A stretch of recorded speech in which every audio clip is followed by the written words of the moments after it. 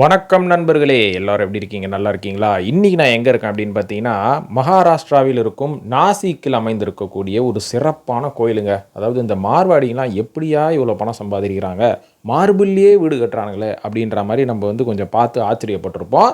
ஆனால் இவங்ககிட்ட எப்படி இவ்வளோ காசு வருது அப்படின்னு கேட்டால், ஒரு சில பேர் நெகட்டிவாக சொல்லுவாங்க, ஒரு சில பேர் அவங்க உழைப்பால் உயர்ந்தவர்கள்னு சொல்லுவாங்க. ஆனால் என்ன கேட்டால் நான் என்ன சொல்லுவேன்னா, என்னென்ன வேலைகள் பண்ணால் எந்தெந்த மாதிரியான பணங்கள் நம்ம சம்பாதிக்கலாமோ அத்தனை வேலையும் அவங்க பண்ணுவாங்க. அதாவது நான் சொல்கிறது எல்லாம் பாசிட்டிவான விஷயங்கள் தான். எந்தெந்த மாதிரியான கோயில்களுக்கு போனோம், எப்படி எப்படி நம்ம வழிபாடு பண்ணணும் அப்படின்ற ஒரு சூட்சமத்தை புரிஞ்சுக்கிட்டவங்க தான் இந்த மார்வாடிகள். அது என்ன சூட்சமம் அப்படின்றத நம்ம டீட்டெயில்டாக இந்த வீடியோவில் பேசுகிறதுக்கு பதிலாக, இவங்க ரெகுலராக போய் வழிபடக்கூடிய ஒரு கோயில் மகாராஷ்டிரா நாசிக்கில் அமைஞ்சிருக்குங்க. அந்த கோயிலின் பெயர் தான் முக்திடம் அப்படின்ற மாதிரி சொல்லுவாங்க.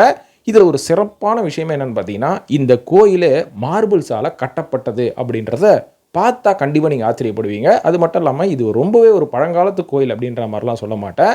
வாஸ்துப்படி இந்த இடத்துல இந்த கோயிலை கட்டினா நிறைய நல்லதுகள் நடக்கும் அப்படின்னு சொல்லி இந்த கோயிலை ஒரு சில வருஷத்துக்கு முன்னாடி தான் கட்டியிருக்கிறாங்க.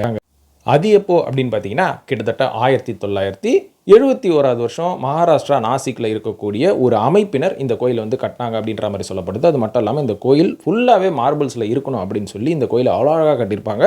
அது மட்டும் இல்லாமல் இந்த 12 ஜோதிர்லிங்கம் அப்படின்ற மாதிரி நம்ம சொல்லுவோம் பார்த்தீங்களா, இந்த 12 ஜோதிர்லிங்கத்துக்கு நீங்கள் போகிறதுக்கு பதிலாக இந்த ஒரு கோயிலுக்கு வந்தாலே அந்த 12 ஜோதிர்லிங்கத்தையும் அழகாக ரெப்ளிகேட் பண்ணி நீங்கள் அந்த கோயில்களுக்கு போனால் எப்படி உங்களுக்கு ஒரு ஃபீல் வருமோ அந்த மாதிரியான ஒரு அழகான ஃபீல் ஒரு செட்டப்பில் இந்த கோயில் கட்டியிருப்பாங்க. அதை பார்க்கும்போது கண்டிப்பாக உங்களுக்கு ஆச்சரியமாக இருக்கும் நண்பர்களே. இது மட்டும் இல்லாமல் இந்த கோயிலுக்குள்ளே கிருஷ்ணா மகாபாரதத்தில் இருக்கக்கூடிய அந்த கிருஷ்ணர் அவர்களோட லீலையை ரொம்ப அழகாக ஒரு பெயிண்டிங்காகவும் ஒரு சிலை வடிவத்திலையும் செஞ்சு வச்சுருப்பாங்க. ஸோ அதை பார்க்கும்போது மகாபாரதத்தில் கிருஷ்ணர் அவர்களோட வாழ்க்கை எப்படி இருந்தது அப்படின்றத இந்த கோயிலை நீங்கள் சுற்றி இந்த கோயிலில் இருக்கக்கூடிய அந்த ஸ்கல்ப்சர்ஸு பெயிண்டிங் எல்லாம் பார்க்கும்போது நீங்கள் நல்லா தெரிஞ்சுக்கலாம். இந்த கோயிலில் 12 ஜோதிர்லிங்கங்கள் இருந்தாலுமே கூட இந்த கோயிலோட மூலவர் கிருஷ்ணர் அப்படின்ற மாதிரி தான் சொல்லுவாங்க. கிருஷ்ணர் அவர்களையும் தாண்டி விஷ்ணு, லக்ஷ்மி, சீதாதேவி, அதுக்கப்புறம் நம்ம ராமர், ஹனுமன் இவங்க எல்லாருக்குமே தனித்தனியான சன்னதிகள் இருக்குது.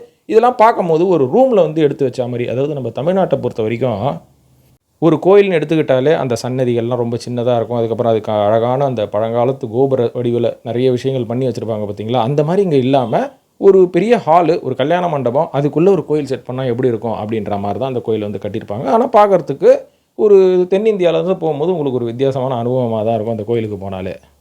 இது மட்டும் இல்லாமல் இந்த கோயில் அமைந்திருக்கக்கூடிய இடத்தில் வேறு என்ன சிறப்புகள் அப்படின்னு கேட்டிங்கன்னா, இங்கே கும்பமேளா நடக்குங்க. அந்த கும்பமேளா நடக்கும்போது கிட்டத்தட்ட 1000 கணக்கில் பக்தர்கள் இங்கே வருவாங்க அப்படின்ற மாதிரி சொல்லப்படுது. ஸோ செம கூட்டமாக இருக்கும். கிட்டத்தட்ட ஒரு 12 வருஷத்துக்கு ஒரு தடவை கும்பமேளா நடக்கும். நான் போயிருந்தப்போ அதுக்கு கொஞ்சம் மாதங்களுக்கு முன்னாடி தான் கும்பமேளா முடிஞ்சுது அப்படின்ற மாதிரி சொன்னாங்க. இருந்தாலும் அந்த கும்பமேளா நடந்த அந்த இடத்துக்கு போயிட்டு நானும் கொஞ்சம் தீர்த்தத்தை எடுத்து தலையில் தெளிச்சுக்கிட்டேன். அது என்ன தீர்த்தம், அது எந்த ஒரு இடம் அப்படின்ற மாதிரி என்ன கேட்டிங்கன்னா, அடுத்த வீடியோவில் நான் அதை பற்றி பேச போகிறேன் நண்பர்களே. இது மட்டும் இல்லாமல் இந்த கோயிலுக்கு எப்படி போனோம், எப்படி போய் சிக்கிக்கக்கூடாது அப்படின்ற ஒரு சின்ன என்னோட அனுபவத்தையும் நான் சொல்லிடுறேன். அதாவது இந்த கோயிலுக்கு நீங்கள் போனோன்னா ரொம்ப ரொம்ப சிம்பிளுங்க. நீங்கள் நாசிக் ரயில்வே ஸ்டேஷன்லேருந்து இந்த கோயில் ஒரு சில கிலோமீட்டர்ஸ் தான். அங்கேருந்து நீங்கள் ஒரு ஆட்டோ எடுத்தால் நீங்கள் போயிடலாம். இந்த கோயிலோட டைமிங் காலையில் 5 மணிலேருந்து நைட்டு 9 மணி வரைக்கும் அப்படின்ற மாதிரி சொல்கிறாங்க. நீங்கள் இந்த கோயிலுக்கு போனோன்னா ஒன்று ட்ரெயினில் நேராக போய் நாசிக்கில் இறங்கி ஒரு ரூமை போட்டு ஜாலியாக நாசிக் ஃபுல்லாக சுற்றி பாருங்கள். அதை விட்டுட்டு ஷீரடிக்கு வந்தேன், அங்கேருந்து என்ன ஒரு கார் வச்சு கூட்டிகிட்டு போவாங்க அப்படின்ற மாதிரி போய் ஒரே நாளில் சுற்றி பார்க்கலான்னு பண்ணிங்கன்னா அது ஒரு பேட் ஐடியான்னு சொல்லுவேன். நாசிக்கு போனால் நாசிக்கில் ஒரு 2 நாள் தங்கி அங்கே சுற்றி இருக்கிற எல்லா கோயிலையும் சுற்றி பாருங்கள்.